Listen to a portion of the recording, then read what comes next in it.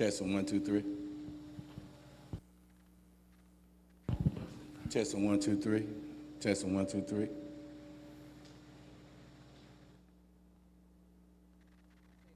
Testing 1, 2, 3. Testing 1, 2, 3. You good right there? That's good. Okay. You're hot. Go. All right.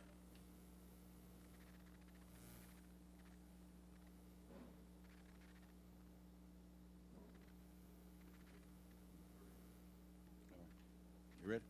Yeah.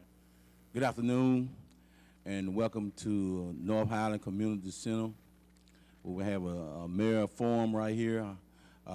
Mayor-elected Bill Gillespie and Mayor candidate Dean Argo. Before we go any further, we're going to let Mayor Gillespie give a platform, about 3 to 5 minutes, and another platform by Dean Argo, 3 to 5 minutes. Thank you.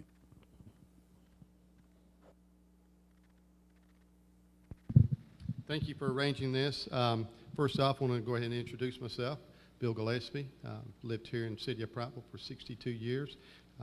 Been very blessed. My family has been here for a very, very long time. My father started a business in 1955. He also served 2 terms on the city council for the city of Prattville. And one of the reasons why I got into the political arena was I just wanted to pay my civic rent.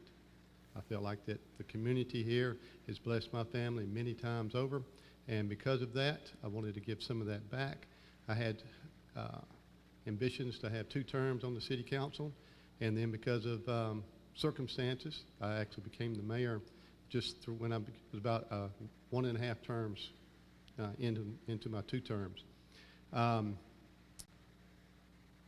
really going to be running on my record, showing exactly what has been changed, because when I got on the council in 2004, I recognized real early there were some changes that need to be done. And being on the council, there was not a way for me to really accomplish that. I had no ambitions to run for mayor until there was a financial situation.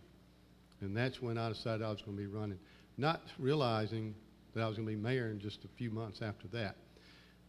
But since we were able to come in, we had some tough challenges that had to take a business decision to be able to make those things happen to be fixed. We've been able to make those tough decisions. We've been able to evolve and move forward, and that's one of the things I'm most proud of. We've made a lot of accomplishments in making our environment safer, not only for our citizens, but also for the employees. We've made the environment better for everybody. Our quality of life is better. Our infrastructure is getting better.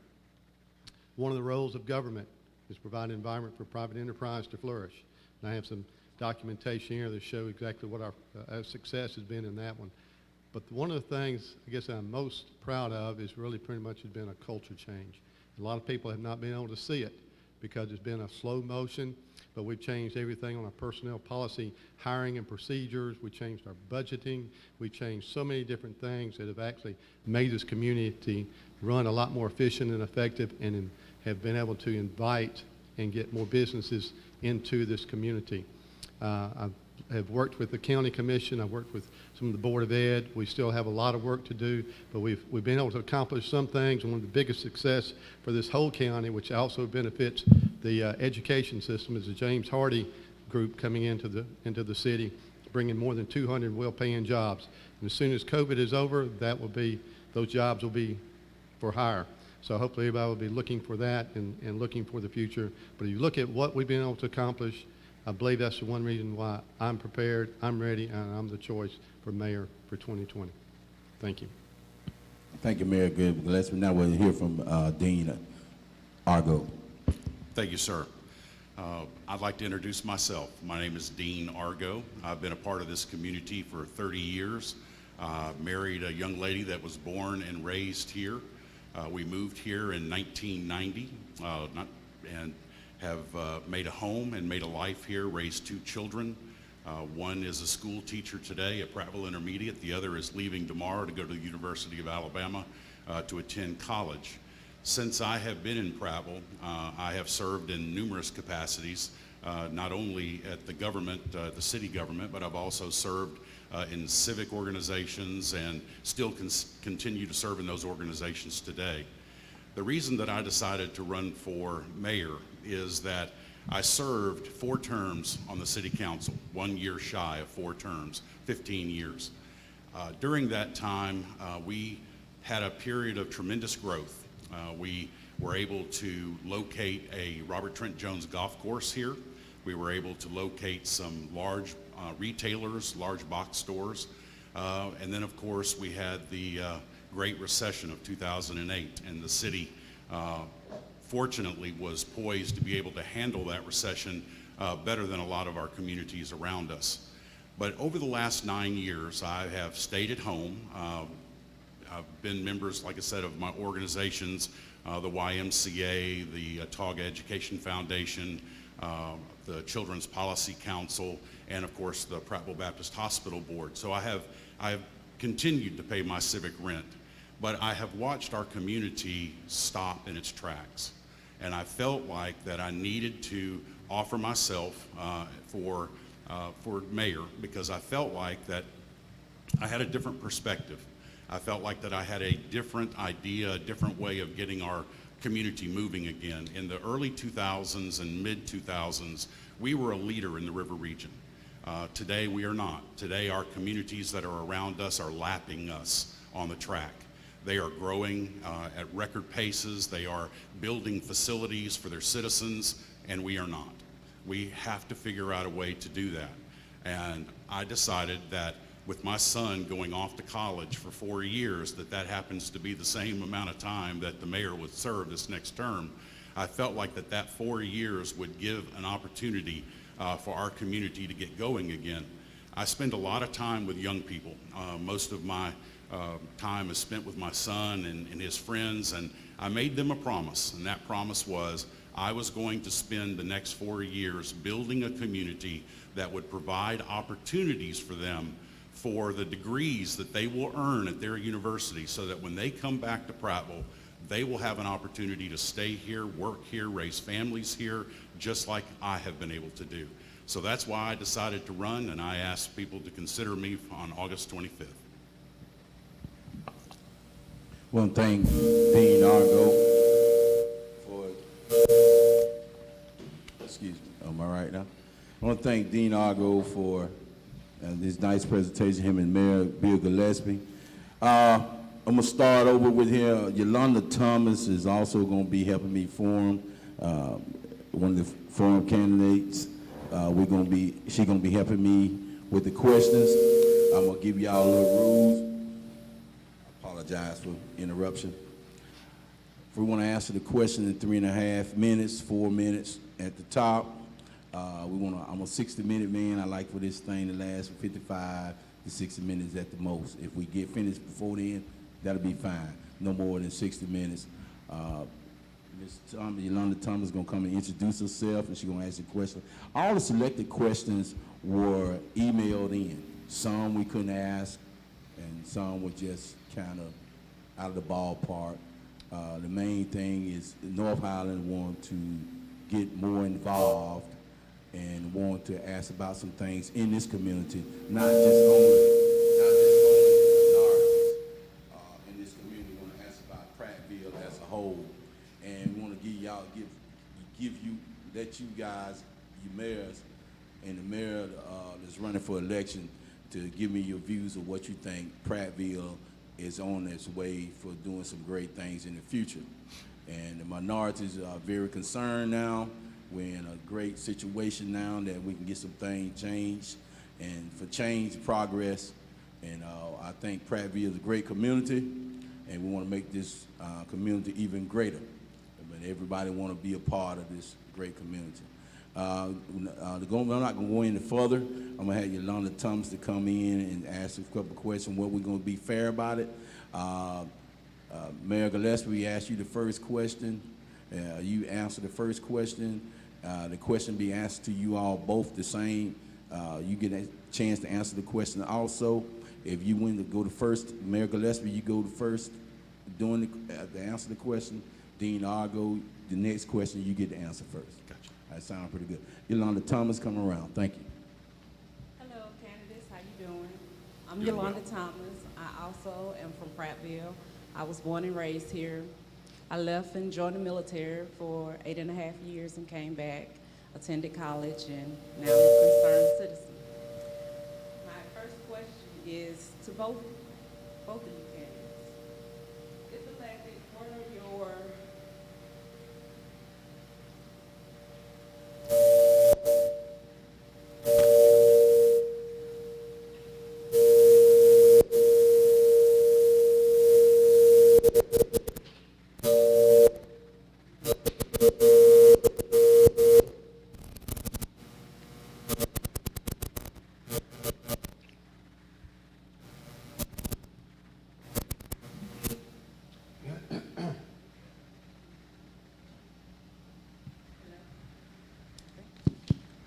I think this is fine.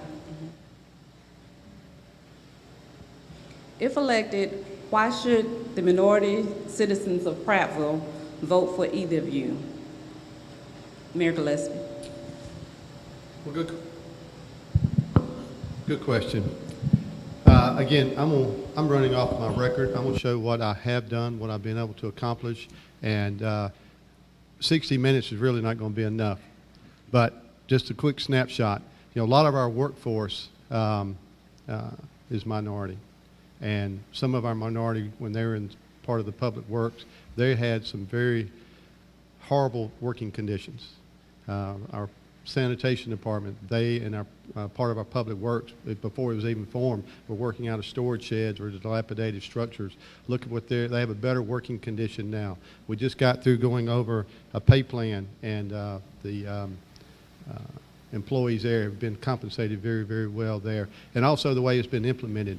The previous pay plan, which was somewhere around 2000, got implemented in really an unfair way because it implemented it with the fire department in general government, and I think our public works was pretty much the last one. But that really created a situation that one department was sort of pitted against another. But so if you look at that from that point, it's a better working condition, better pay, better environment. But then you look here at the area that we're in. We're fixing to do a little more than a $1 million paving project right here on Martin Luther King. We're fixing to do some more infrastructure work over on Easy Street, on Bunch Street, just on the other side over here. And I do have the comp plan that was done for this area, which, you know, comp plan, just like a budget, is a roadmap. Doesn't necessarily mean that's exactly how it's going to happen because things change. But the comp plan, one part of it was actually piping some of the streets right in here, and then also tearing down the old Gurney building. So in the Gurney building, that was really about a 20-year project. When I got in 04, it had been talked about. It had been talked about. Well, I was able to get it done. So basically, a lot of these things that you've been happening here, they've been improving the quality of life, the curb appeal, and we've also been working with local business right here, trying to find some way, some avenues for them to refurbish their building and create a better climate, not only for him, but for his clientele and so forth. So those are just some of the things we've been able to accomplish, and that's only been since we've had to dig ourselves out of a financial hole. 2011, when I got in, we had to redevelop a budgeting type system, and we got everything caught up, but we were able to make certain that our employees are compensated, better equipment, but at the end of the day with all that, they're out here better to serve us. So all in all, the other idea that I had brought to the community center here was about a park that we're going to surround the community center here. So all in all, I think my vision, my commitment, and my fortitude is very obvious. Thank you. Mr. Argo? Yes, ma'am. Well, I really don't know where to start. There was so much there that I want to respond to, but I want to answer your question directly, and that is the minority community in the city of Prattville has been underserved for many years. That is absolutely a fact. I don't think anybody can deny that. We still have citizens who live in the middle of our city, not on the fringes, not out in the police jurisdiction, but in the middle of our city that are not served by sanitary sewer. That's a shame. That should have been changed a long time ago, and it hasn't. So first of all, I don't think it's fair that we have some citizens that are able to enjoy some services, but others are not. So that is one of my promises, is that we are going to try to at least begin. The mayor is right about one thing. Sometimes you just have to start. And when you start, at some point you get to an end. But if you never start, nothing ever happens. So that's the first thing I want to do. I want to make sure that all of our citizens, all of Prattville, is treated exactly the same. Talking about employees, we do have a large minority population that works for the city of Prattville, but by and large, they work in low-wage jobs. And I'll just use the fire department as an example. We have 83 fire medics. Only 4 people are African American. In the police department, we have 90 positions, 81 current officers are sworn, only 14 are African American. The majority of our minority employees are working in low-wage manual labor jobs. That has to change. But that has to start from the top. That has to start from the leadership position. I also want to talk a little bit about the paving project. The paving project, along with the bridge on Highway 82, as well as the Gurney project, as many other projects that are going on right now, Matt Gray Park 2.0, those are all in the last year. It's just a little suspect that we are doing these projects 2 weeks before an election. I would have hoped that this would have been done over a long period of time, but it's only been done in the last year and here recently in the last couple of weeks. I just want one Prattville. We use that as a hashtag on our website and in our communications, but we're not one Prattville. We have to get everyone on the same page, working in the same direction, one Prattville. Thank you. Thank you. Dean Argo again. Since both of you talked about Prattville Gin Company buildings, we're wanting to know what would you all do to push that forward, and how would you include the minority community? Well, I think everyone has pretty much figured out by now that the gin shop is one of my main priorities. As I mentioned right up front, I've only been a member of this community for 30 years. And every single time I walk downtown and I look over at that gin building, I'm appalled. It is rotting, the wood's falling off, the plaster's falling off, the windows are broken out. We have 4 trees growing out of a roof. I don't know how anybody can walk by that building and not feel sick to their stomach that our history is being treated and ignored the way that it is. I want HPRA to pick up the ball and start running. I've been told by members of HPRA that they've done what they can do, but they need some help. They've got to have some leadership. They've got to have somebody in the mayor's office that's willing to move, not to debate every decision, not to hold up projects, not to sit and say, well, that's not my job, that's your job, you should do that. This is a community landmark that we all should be working towards. And I pledge to the minority community, just like they do in the legislature, because I've been watching the legislature for 28 years, we have to have a requirement that minority construction companies are included in every single bid that is put out. That is the way you make sure that the minority community gets its fair share of work, and their employees are paid, which again, many of those employees are residents of this community. So you keep the money in town and it generates more money as it goes through that process. So my plan is to immediately start working on the gin property. HPRA members tell me every single day they're ready to go. They just need some help. Thank you. Thank you. Mayor Gillespie. Yes, I have a letter here that we'll be having an announcement in the next few days talking about the gin property, and it's also talking, and this is a letter from HPRA representatives, and how we've been working together with not only on the gin property, but also some other projects around. One of the things that I also think would be very beneficial to the whole community is also the grocery store downtown. And so you'll see there's going to be an announcement on that very soon.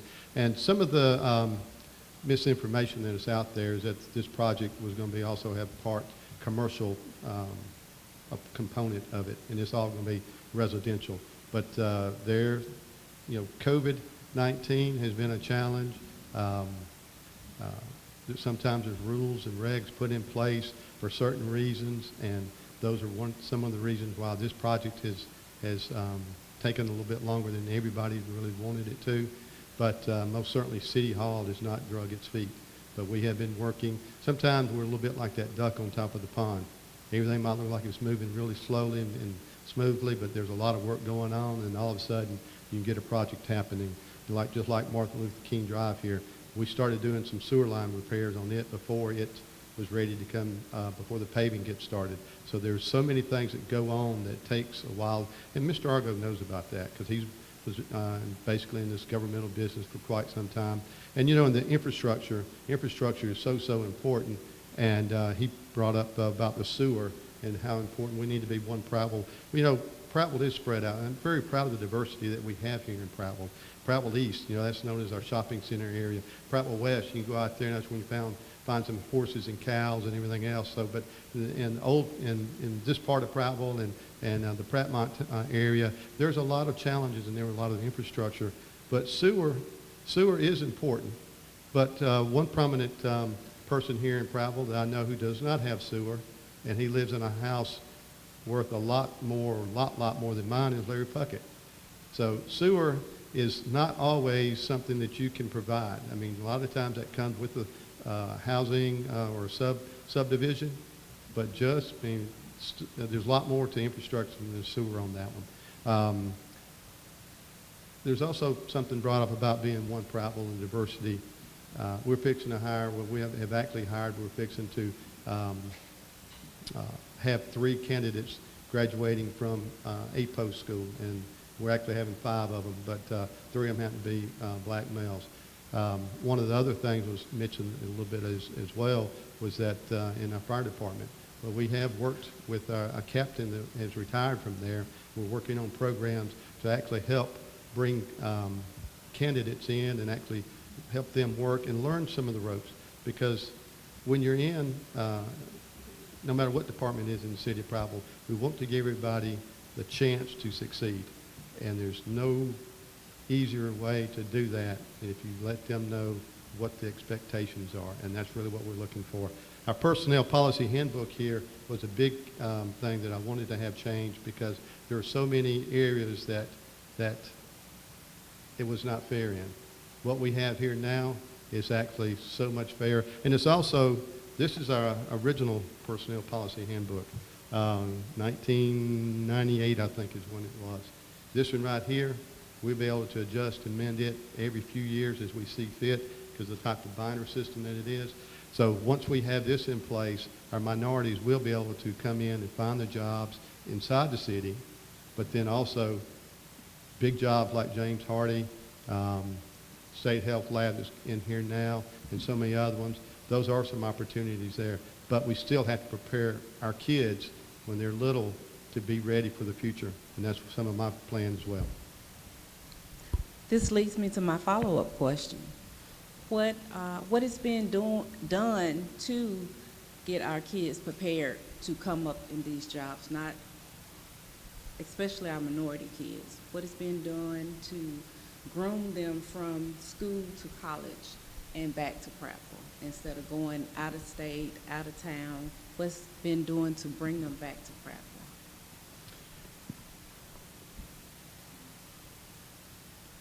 For me? Yes. Okay. Very good question, which I'm not an educator, but I do realize how important education is. Education is knowledge, as we all know, is power.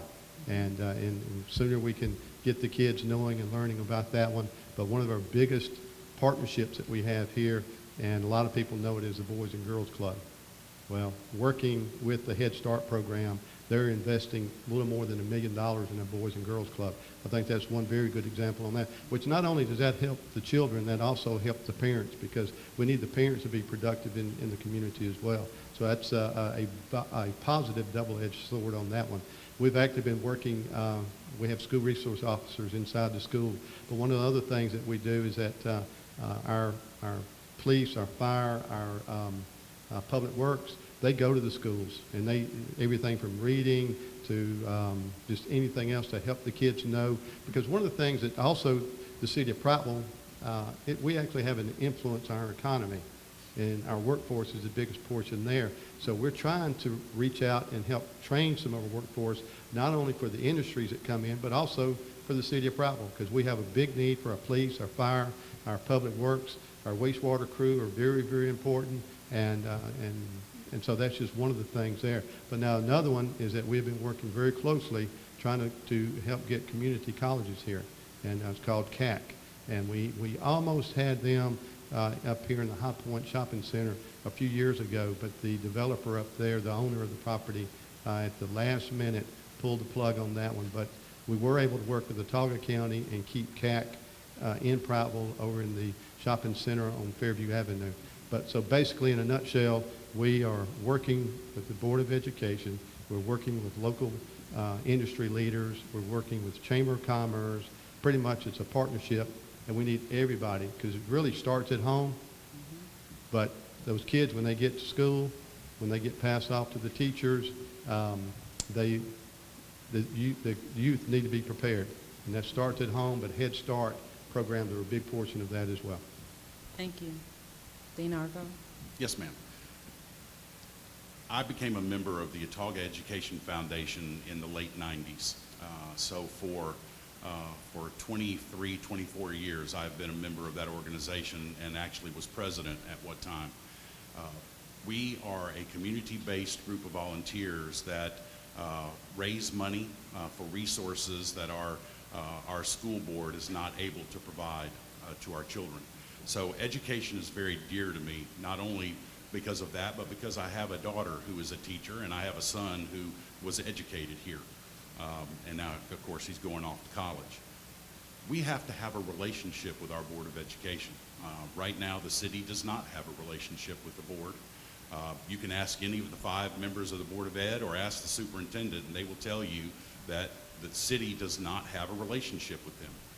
I don't know how the city of Prattville, which has 9 of the 13 schools in the entire county, how in the world we cannot have a relationship with the board.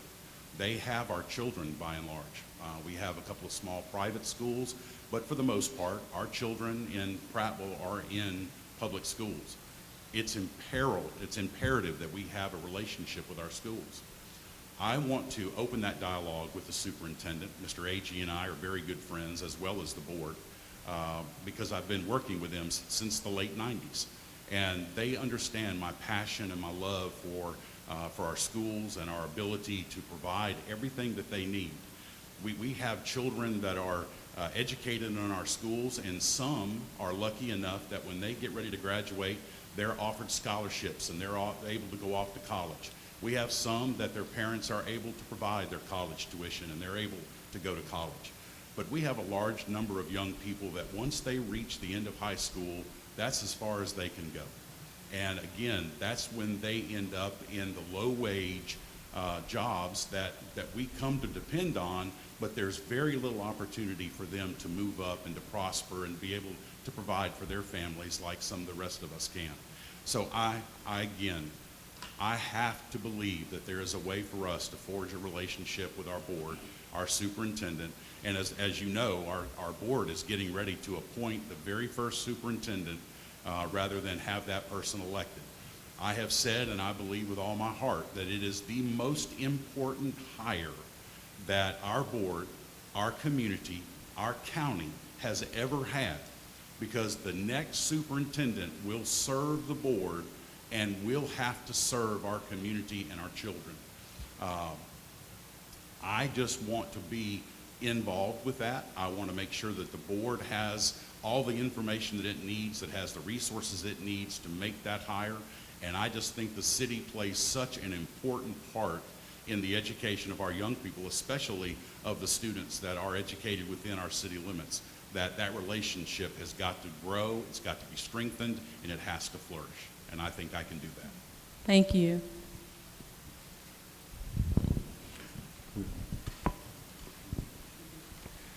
Mr. Argo, Yes, we're gonna go with this question right here. What is your stance on grants and the opportunity for the city use of them? Will this be one of the priorities of your administration? First of all, I think that grants are absolutely essential. Ever since I was elected to my first term to the city council in '96, the city always promised that it was going to hire a grant writer, and it never did. A grant writer, I think, is absolutely essential because there is so much money out there that is, and I hate to use the word free, but it is free. We have an opportunity to apply for these grants. The city has done an average job with grants. Y'all will remember that the previous mayor left here and went to work for the Alabama Department of Economic and Community Affairs. That agency handles millions and millions and millions of dollars, yet during Mayor Byard's term as the ADECA director, this city took almost no opportunity to apply for grants.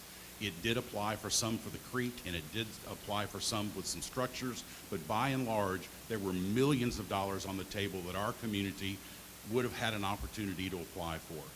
So I would want to do this. I would want to take some of our staff that are currently filling other roles that I know that can handle the job of grant writer, and I would like to make sure that we have a person that is dedicated to that role, because again, we have the Gates Foundation, we have the Milken Foundation, we have all these different foundations out there that are ready to hand communities money if they just will fill out an application. So that's my job. Will these be one of your priorities of your administration to get grants? You say that'll be one of your priorities. We Thank you. have to go after free money. That Thank you. money's out there. We have to go for it. Thank you. Okay. Mayor Gillespie? Okay, thank you. You know, how I see grants, there's really a part of a partnership, and that's depending on who the grant person is and you know, who we're receiving and who you're giving it to. And recently, the city of Prattville got some grants. We got $10,000 worth of grants, I think it was, for iPads, and they went to the schools here in Prattville. I believe it was from the 4th grade down, and they went to Daniel Pratt, the primary school, the elementary school. So that's just one of the partnerships and one of the grants we got there. But then sometimes a grant can be an internal type of grant, because we also found some iPads and donated them to Billingsley or Marbury. It was Marbury, I believe that it was. So sometimes you have an external grant, sometimes you have an internal type grant like that. But we do have dedicated people already. I have a grant team, and of course the police and the fire, they do a great job on that one. But we had some people writing grants out of my office, writing some out of the various other offices. But we're also connected with a group that does some of that as well. And it's always good to have somebody internal, but then also that's somebody else you have to pay and everything else. So if you can have people multitasking, and then also have an agency, which is what we have done, that actually stretches those dollars more. The Gurney building over here I talked about, that was part of a grant that came from, I remember Senator Chambliss bringing that. I think I talked a little bit about the James Hardy. You know, this James Hardy group is probably the biggest success in this county probably since International Paper. And because of grants on that one, to help get them here, improve the sewer system out there in the industrial park, improve the streets over there. So when you start talking about grants, James Hardy, you need to look at that. Get on our website, get on the city website. You see exactly how many millions of dollars in grants that we've gotten on that one. And also the road and bridge over the railroad tracks to bring James Hardy. And the big success I like to talk about that is that was a true partnership on that one, because James Hardy had been looking in this area for years, but they were not looking at Prattville. When the county and the city went together and decided we're going to build this road and bridge over here, James Hardy started coming here. Over $200 million investment. It took them about 6 months. 6 months, and that's incredible for them to make that decision in 6 months for over $200 million. So that's a big success on the grants there. There's so many other success stories I could tell you about grants. We just don't have the time. But we do look at grants. But also some of these grants are a match. And that's one of the things that sort of when we had the master plan for College Heights, we applied for a grant to help do some of our stormwater out here, but it was an 80-20 on that one. And because of the financial challenges we had in 2010 and 2011, we were not able to really be competitive on that one. So not all grants are free grants. Sometimes there's a competitive portion of that. Thank you, Mayor Bill Gillespie. Now, I'm going to want to back up on that question about our priorities and grants. Now, will you have an advisory committee in place to seek advice from the leaders in the minority community if you have a grant? Absolutely, and I said right up front when I announced that I was running for mayor that I want to include the residents of Prattville in the decisions that are being made. As I began to talk to people about running, one of the things that I kept hearing over and over and over was that they felt ignored, they felt left out, they felt as though that their voice didn't matter, and they encouraged me to run, and they said to me, now when you get in there, you don't forget us, we feel forgotten right now. So I want to make sure that when we apply for grants, when we decide what paving projects we're going to do, when we decide what industries we're going to go after, I want the citizens included. We have a project going on right now that's Project 2040, and I've been to the last 2 visioning meetings, and there's been less than 15 people in the room. Now, there have been people online, but not in the room. And I just don't understand why the city's not doing more to highlight that, to advertise that. If you truly want to know what people want in your community, it would seem to me you would go all out to make sure that every citizen felt compelled to come to those meetings, felt compelled to fill out the surveys, felt compelled to be part of that process. But they have to know that they're wanted and they're valued, and that when they give you the input, it's going to be considered and used, not just ignored and put on a shelf. So yes, I will have an advisory committee. It will be made up of citizens from all over our city, and I promise you there will be minorities on that committee. Mr. Bill Gillespie. Thank you. Well, advisory committees are important, but another way to get the citizens involved, and I'm going to hold up our master plan right here for College Heights. So that's another way, and I remember coming in this room, and there were people in here, they had boards. We had some of the professionals, and the comp plan 2040 that Mr. Argo talked about is very, very important, and we have been advertising that in so many various ways. And then also looking back, of course, COVID-19 has put a challenge on a lot of us and everything else, and going back off of the last comp plan that was done in 2010, they actually tell me that when you add in the Zoom population and the people who actually come down, we're actually just a tad more involved this go around than we have before. Because that is one of the things I've been pushing, is that the comp plan is a roadmap, but it's something that we all need to be involved in, because we all want to know that the city's going what direction it's going in. But again, it is a roadmap, so it can vary, just like this comp plan. I talked about it here on College Heights. But when you start talking about grants and minorities, one of the key components that was put in with the James Hardy Corporation was that a certain level of jobs had to be offered to low-income families and everything. So that was a key component on that one. And there's times when we have some construction going on that we make certain when they're with grants that they're tied to minority, or sometimes it's U.S.-made products or something. So there's some of that proactive measures on that one as well. Grants and grant teams and community teams, they're all so important. You need to have everybody involved.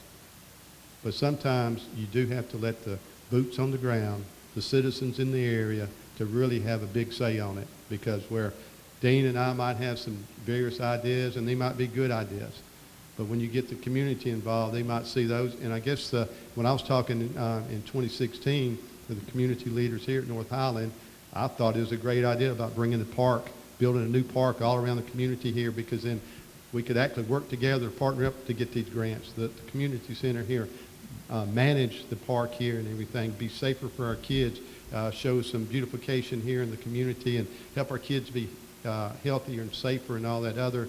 And again, I've lived here my whole 62 years, but I also know that there's history. And I know we have the park over here. And what we're trying to find out here, a little bit in here, history, I know Larry Mack Stoudemire is here in the back room. He made an announcement here one night that he thought the Board of Education owned the park over there. And I thought the city of Prattville owned it. And I think things are going to probably show where the community center here owns it. But that's where we need to all get together, find out what all the facts are, get those all laid out so we all know who's going to be taken in charge and who needs to be able to follow up and keep the community all pulled together. So it's not just one size fits all. It's going to have to be depending on the project, depending on the timing, and depending on the funding. Thank you, Mayor Gillespie. Well, our next question, do you answer that, right?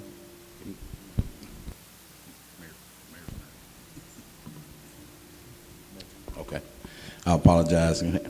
All right, this is very important right here. Some of the people I had this come in on the internet about maybe 6 to 7 times. Thoughts on homes in the city limits still on septic tanks and not city service in 2020. What are the plans to get all of the homes in the communities off septic tanks and on the city sewer water? My turn? Is that right? Okay. There's really not that much wrong with the septic tank. You know, some areas, septic tank is the only way that you can go.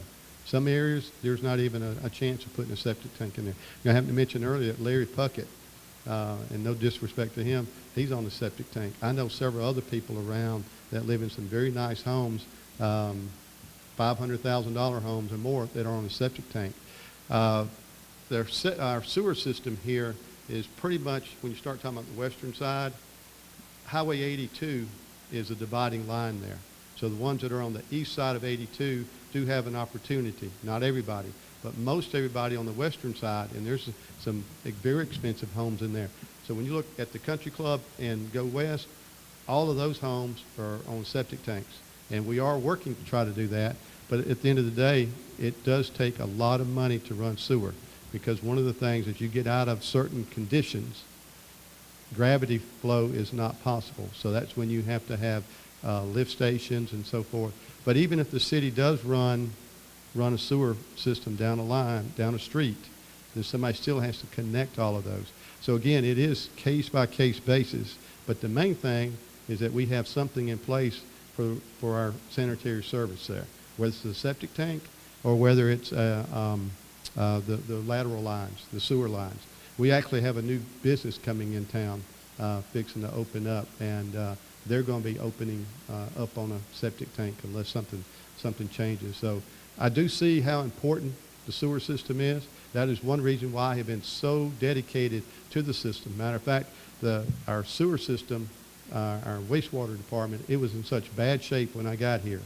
It was in such bad shape that I was actually instructed as the mayor to try and go sell it to the water board. And when I went over and said, will you buy it for $9 million, because the previous administration had already been talking some, they pretty much laughed at me because they knew how bad a shape that it was in. We actually turned that into an enterprise fund, which basically means the fees coming for that go into their shoebox and they pay all their services out of there. But we are, with that, because going into the enterprise fund and the public works, that department is doing very, very well. So at the end of the day, whether you like septic tanks or you like sewer lines, it takes money. You've got to get your foundation right. We just got through spending $30 million on improvements in our Pine Creek plant. What that does, that makes certain that we have capacity for businesses, for jobs, for grocery stores, for retail stores, which also creates a capability of finding funding. And then after that, you can take case by case. Some cases you do have grants. And over here off of Booth Lane, we actually looked on a grant trying to connect that family up over there. And the numbers just never did come through to make it feasible on that one. So basically, sanitary health is important, but by standing alone and saying everybody's got to be on a sewer system, it's not going to be practical. Thank you. I have to say that I'm a little shocked at the mayor's answer there about there's nothing wrong with being on a septic tank. Maybe there is, maybe there isn't. But I do know this. The city of Prattville's been here a long time. There have been buildings that have been constructed and been here for a long time. We have citizens who have been asking for sewer for years and years and years, and they're ignored. And yes, it's expensive, but like I said at the very beginning, if you don't start, you never finish. So I'm proud that we have a business coming in that's going to be on a septic tank. That's great. That's wonderful. But I also know there's a lot of businesses that are coming in that are on the sewer system. We just heard about a $30 million upgrade. So why aren't we putting some of that money into helping our citizens? Our citizens deserve services first. And we have citizens that for years and years and years have been ignored. I also want to talk to just a second about not only sewage, but also about streets. We still have citizens who live in the middle of our community on dirt roads. Again, they've been living on dirt roads for years. That may be okay with them, but that's not okay with me, because I believe every citizen deserves a level of services from the city, and they're not getting those. Again, if you don't start, you're never finished. If you're going to have a paving crew out here on Martin Luther King and on Easy Street, then why not put them down there off of 6th Street too and let them pave the dirt roads? Because the roads are small and they may only serve a couple of houses, but they're dirt, which means that every time it rains, they have ruts, they get dirt all over their car. Our citizens deserve to be treated fairly and equally, and if we don't start, we're never going to finish.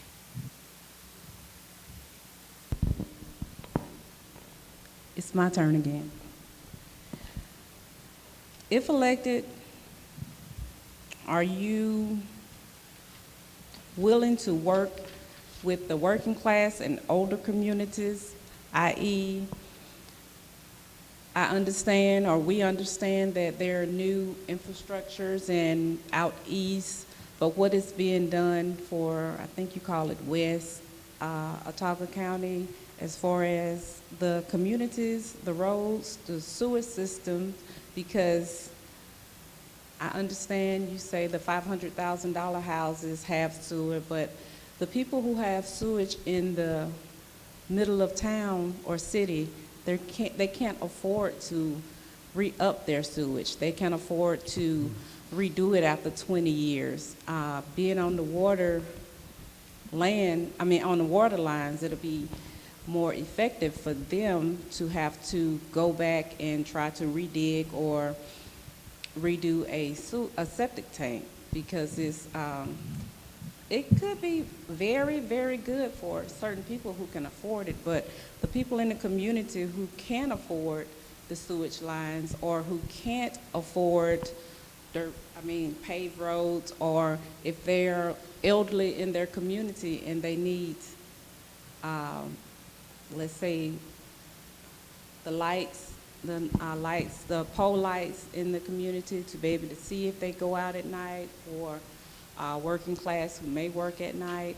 What are some of your ideas when you're bringing the bigger companies is to help out the smaller communities as far as the underserved minority, working class neighborhoods? Thank you. Good question. And you are talking about inside the corporate limits, right? Inside the city limits? Yes, okay. yes, okay. city limits. Just want to make yes. certain. I'll tell you, I've been known a little bit sometime from time to time as the wastewater mayor. So when you start bringing up lateral lines and sewer lines and that kind of stuff, some people say I have a little too much of a passion for it. But I have seen exactly what you're talking about. Some of it is in this area here. Some of it's over around Newton Park. And I have been working, and then actually if you go back and look at some of our city council videotapes, I've just recently been asking city council to come together to have a work session about what we call an LRAP program.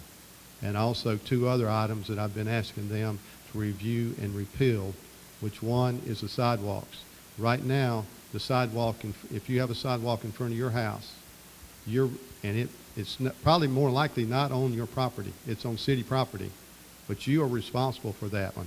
If somebody falls and gets hurt, you're responsible.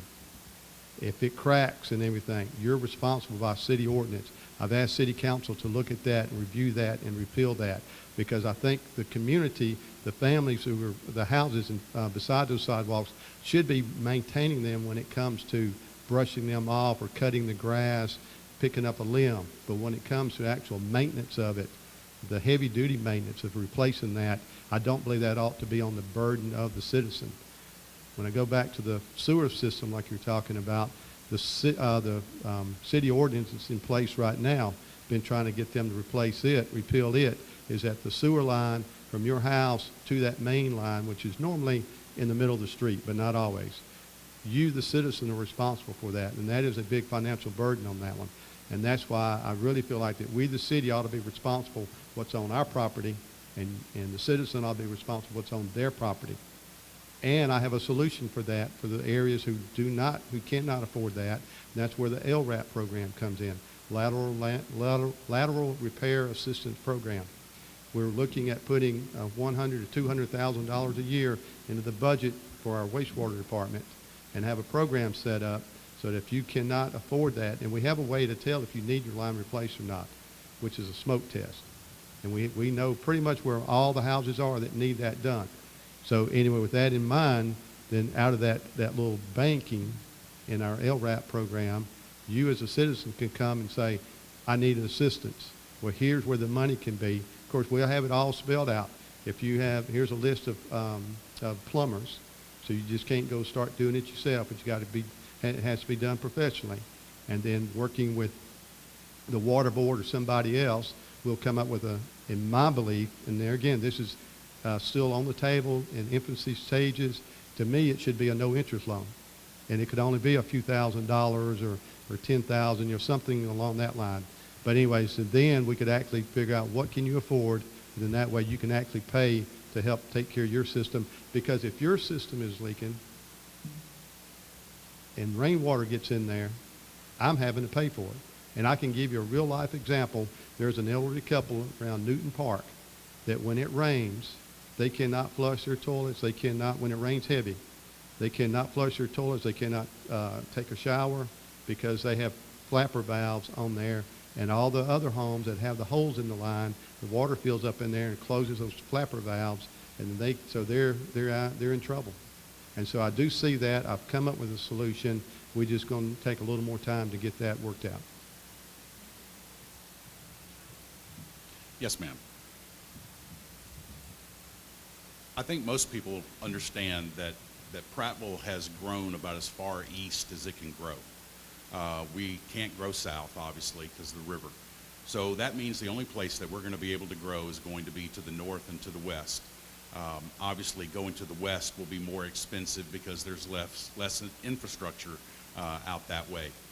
So going north makes perfect sense. I'll recall not too long ago, I had a sewer backup in a home I used to live in on Woodley Avenue. And when it backed up, it was determined that the actual leak was past the curb and into the street. And I was told then that that leak, that backup into my home, was going to be my responsibility, not the city's.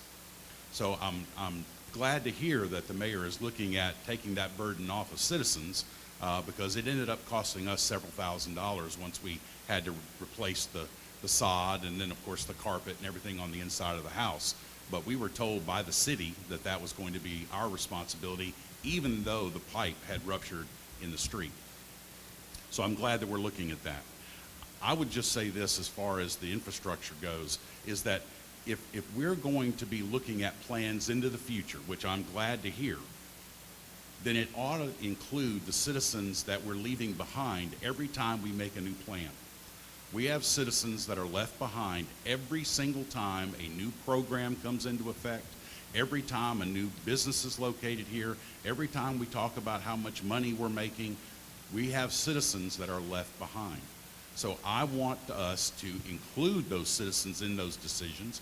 I want us to get off of stop and start moving to give those citizens an opportunity to get the same services that everybody else gets. That's only fair, and that's my pledge. Thank you. For both candidates, what are your thoughts on the comprehensive plan for the use of the state gas tax dollars? Could you repeat that question again? Do you have a comprehensive plan for the use of the state gas dollars, Okay. tax dollars? I'm sorry. State fuel dollars? Okay. My turn? Do you know? Oh, okay. We have a master plan. We've had a comprehensive master plan for years. The question is are we following it? We have a comprehensive master plan that citizens and professionals come together ever so often, and they sit around and they invite citizens in. They're asked to look at beautiful pictures on a wall. They're asked to rank projects in order of priority, and then nothing happens. We have got to start moving. I've sat here for the last 35, 40 minutes, and I've heard the mayor say over and over and over, we're fixing to, we're going to, we're looking at. My point is, he's been mayor for 9 years. 9 years. We're just now getting a bridge to Highway 82.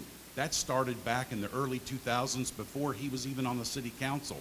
We just got it done. We've got to start moving. Fire station number 4, great. We need fire station number 4. But even the mayor admitted that actually came out of an idea from 2010. So we're just now getting a fire station out in East Prattville. So my point is, we've got to start moving. We can't be fixing to and looking at and coming soon and it's in the works. We have got to stop that. We've got to hold our elected leaders accountable. We have to tell them that when we give you our input, we expect you to act on that.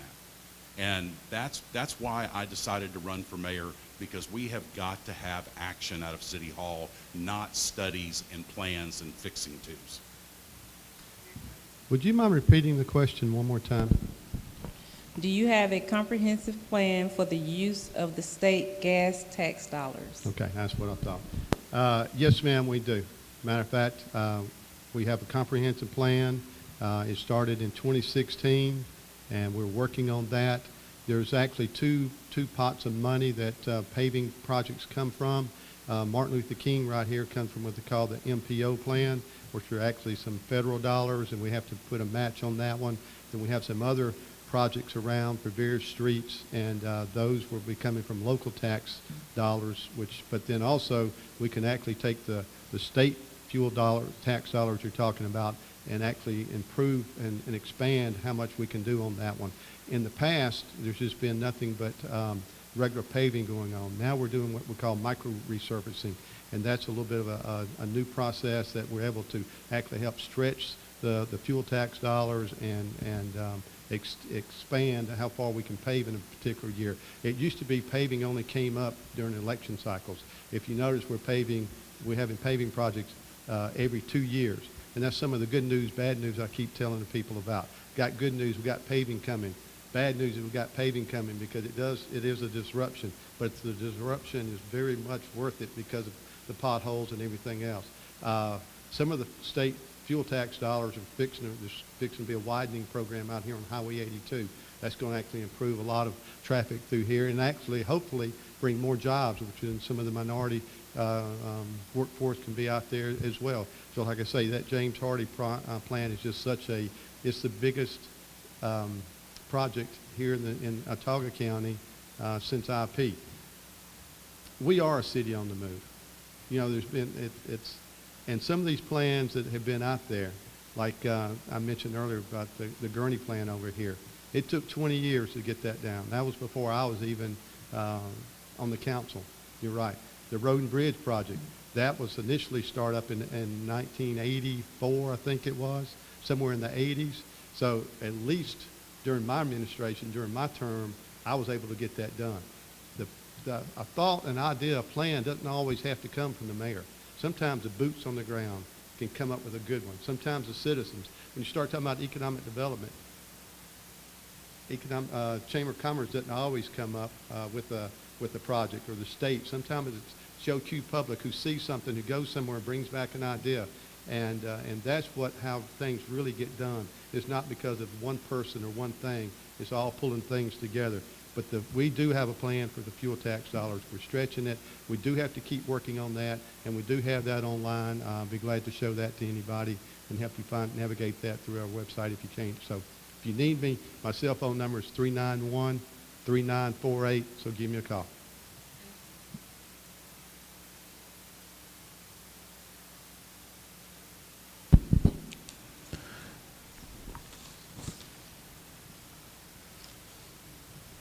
Mayor Gillespie, we're a little over the time that I proceeded, but we're going to keep going. I got to get these questions in due to the citizens that want these plans. What are your plans or strategies to improve economic development in the neglected areas of Prattville if elected? Neglected areas, they're saying on the west side or some things on this nature in this side of town. What are your plans, Mayor Gillespie? Okay. Well, mentioned earlier, and then I guess right now, since we are here in College Heights, I'll just talk about it for just a little bit. We have been talking with a local business person about potential grants or different avenues to help improve their business, because one of the things that communities in the state of Alabama, their biggest funding sources are sales tax. And so the best way to do is help your small businesses. And sometimes that's a full remodel. Sometimes it's just a facade.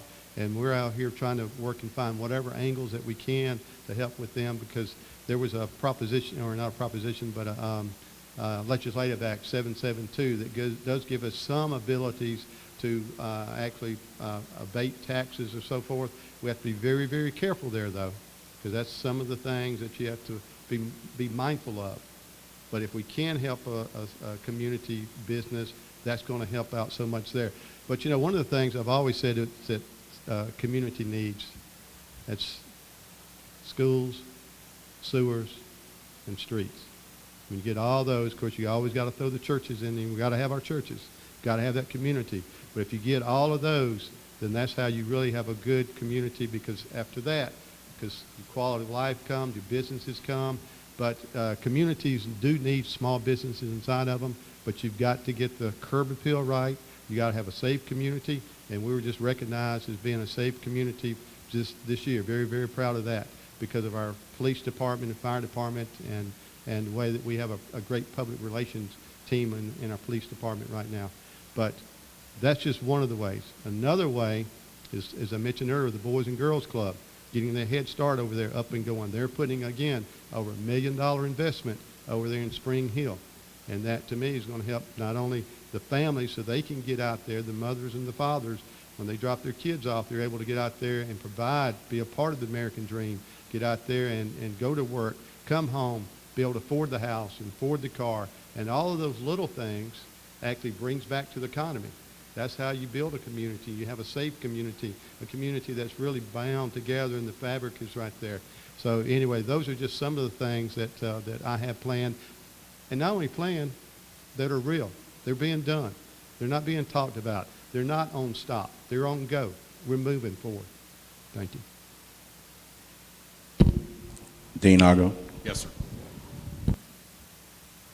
The mayor mentioned three things: schools, sewers, and streets. Schools, we have no relationship with the Board of Education, so we're not helping schools.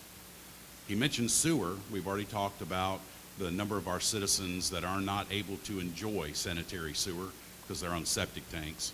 And he mentioned streets, and we're just now getting to a paving project 2 weeks before an election. So I would say this: if schools, sewers, and streets are our priorities, then they would be priorities for 9 years, not 2 weeks before an election. I would also say this: he's talking about College Heights. College Heights is not in West Prattville. College Heights is in North Central Prattville. So I'm wondering if he's sure that that's the right neighborhood we're talking about. College Heights has been ignored for years. When I served on the city council with Willie Wood, We put in CDBG requests year after year after year after year to get grants in order to help this district. And unfortunately, we were denied, we were denied, we were denied, we were denied. That has got to come from the mayor's office. The mayor's office has to be a cheerleader, has to be the one that's out there beating the bushes, the one that's going over to DOT, going to ADECA, going to all of these state agencies that are holding this money and tell them how badly our citizens are being treated. We've got to figure that out, and I know that I can do that. I would also say this, that in this area specifically, there's 2 dirt streets not very far from here. Why are they still dirt? That should be, to me, the top priority. Yes, Martin Luther King is if it's not the worst street in our community, I don't know which is, but Martin Luther King is a long street. So why can't we hit some of these smaller streets that may only have 2 or 3 homes on them? That has to be done, and it doesn't take that much more money. We had about $700,000 in this paving project. There was a little bit more money added to it, right at $1 million. Well, why can't we add in another $30,000 or $40,000 or $50,000 that we know that we have in reserve? And let's go ahead and give folks an opportunity to park on asphalt instead of having to park on dirt roads. If we're going to talk about one community, one Prattville, it has to be everybody. It can't be just the west side or the east side or the north side. It has to be one Prattville. Thank you, Dean Argo. I got 2 more questions before we end this session. I'll bring Mr. Thomas to ask this question. What are your plans to increase diversity and to improve the minority representation at City Hall, city departments, and local governments? Dean Argo. Thank you. I'm very excited about this question, and the reason is I've already given you the statistics for the police and fire department. That has got to come from the top. Absolutely got to come from the top. It has to be known that it is a priority. If you leave it to somebody else to handle, then other things creep in and become priorities. The mayor is the representative of all of the people. So the mayor has to make that a priority. I've walked around City Hall several times just in recent weeks, and I never saw any face other than a white face. Our community is made up of all kinds of nationalities. We have to make sure that our city employees are mirrors of our community. And the only way you do that is to make minority hiring a priority.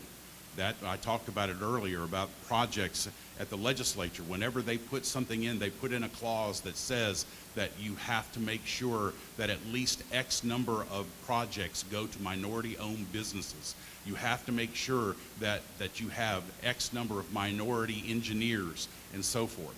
That has to be a priority, but it has to come from the top. So my pledge is that when I'm mayor, that will be a priority, and our city employees will be a reflection of our community. Yes. Since I've taken over, and one of my priorities, and one that we just finally were able to get done because it's very, very, very complicated, somewhat to some people just like the budget, but with the personnel policy handbook that was given to me when I was first on the council, and it was there when Mr. Argo was there, we were able to look at it, see quite a few flaws on it. With this new personnel policy handbook, we're light years ahead, in my opinion. It took us, we had to spend money to make this happen, but I'm very proud of this and some of the changes we've been able to make that was going to help our minority groups be able to achieve their goals and their dreams. But you've got to help people to get to the point they really want. You can't just give it to them, because if you just give it to them, then there's going to be a lot of issues in there. And so we need to give everybody all the tools. When Mr. Argo was on council, I asked him for the times and the tools and the talent for us to be able to move this city forward. which I can still use that phrase even though they come back, circle back around with different portions, different parts of time, tools, and talent. But it took us a time to get this developed. We're looking for the talent, and through this and procedures that we're changing, because we've been having a culture change. We're actually open for business, but we're open for business for everybody. We're an equal opportunity employer. So we want diversity, but we also want to make certain that person, that man or woman, has the time, has the tools, and the talent to succeed. So we just don't want to just make certain that we're going to just hire somebody. We've got to have a program. And one of the programs that we're going to be bringing up in the very near future is actually going to be a little bit of a summer type program. So that way when our police and fire and public works go to the schools, and they see somebody who's really interested. Because just for example, again, I mentioned wastewater has been brought up a whole bunch. Those guys are back over there, and like, a little bit out of sight, out of mind. But I'm going to tell you what, you've got to know, you can't go hire somebody off the street to do that. They've got to know chemistry, math. You know, it's not just for everybody. And so we've got to start reaching out to these kids when they're in school, start trying to get them interested in the right programs. So that way they can go become a police officer, firefighter, lawyer, wastewater, whatever it might happen to be. But when it comes to the city itself, those are the three main departments right there. And so when we get to them early, we can help get them the tools, get them the time to learn all that, and help them get the jobs. And this new personnel policy handbook is going to be it. And it's just a shame that for so long we're having to work off of a 1994, and we finally get this done in 2020. I am proud of this. Thank you. Thank you. I want to thank Mayor Bill Gillespie, Dean Argo, and I truly apologize. We was trying to get the questions in and extended the time that I allowed. I'm usually a 60-minute man. I like to have a meeting down to the T, 60 minutes, but something very important election. I want to thank you guys for coming to North Highland Community Center. I'm on the board of North Highland. My parents was my dad was the last graduate of North Highland High School that was used to be private junior high school. And we trying to carry some things going on to the new generation, and they're at the age of 70 and better for North Highland, so that's the end of the generation. So the grandchildren and the great-grandchildren got to come on board to keep tradition going. I thank our president, Mr. Henry Robinson, and for putting together this. I came in, thank Miss Yolanda Thomas for working with me. And I want to let y'all know some of the main things that we talked about today is the infrastructure, not only in the African American communities, is the everyday blue collar worker communities that need to be taken care of. Martin Luther King is an eyesore for the streets, major street in this community. 10th Street been handled, and the things need to be getting better on it. The infrastructure in the African American community is one of the biggest things. And in front of the future, we'll be talking about what can we do after school programs that we can help the minorities. I want to stay a preferred community, safe community, and a prosperity community. We got to have unification in this city, just like we do with Prattville football when we all win it. One big Prattville. I want to let you know that people that's listening, the voting will be the city election.